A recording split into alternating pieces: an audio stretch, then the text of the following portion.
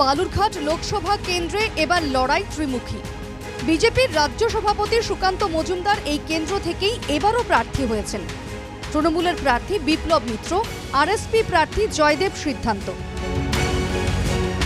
অথচ এই high voltage কেন্দ্রে রাস্তার দাবিতে ভোট বয়কটের ডাক দিচ্ছেন এলাকাবাসীরা।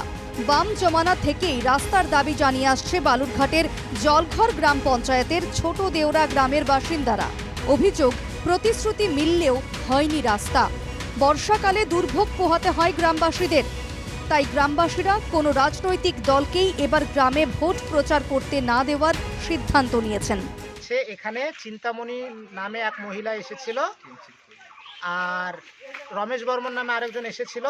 সাধারণত তারা ভোট প্রচারের জন্য এসেছিল। তো আমরা সেটাকে উপেক্ষা করে বুঝতে পারি এবং যাই জিজ্ঞাসা করি যে কিসের জন্য আসছো। তো ওনারা কোনো কিছু না বলে বলছে যে আমরা আসছি এটা দরকারে। তো আমরা বললাম যে দরকার যদি থাকে তাহলে রাস্তা যদি করে দিতে পারো তাহলে হচ্ছে কথা বলো, আর যদি না থাকে তাহলে কোনো কথা হবে না। তৃণমূল শুধু প্রতিশ্রুতি দেয়, পালন করে না বলছে বিজেপি। দক্ষিণ দিনাজপুর জেলা সভাধিপতি তিনি তৃণমূলের প্রচার করতে গিয়ে ছোট দেওড়া গ্রামে গিয়ে যে গ্রামবাসীর বিক্ষোভের মুখে পড়েছেন, এটা আর ভিন্ন কিছু ঘটনা নয়। আগামী দিন দেখবেন প্রতিটি ক্ষেত্রে প্রতিটি গ্রামেই তৃণমূল কংগ্রেস মানুষকে বহুদিন ধরে বহু প্রতিশ্রুতি দিয়েছে, কোনো প্রতিশ্রুতি পালন করেনি। তৃণমূলের সাফাই চক্রান্ত করছে বিরোধীরা। আমরা ঘটনাটা শুনেছি, ইতিমধ্যেই শুনেছি।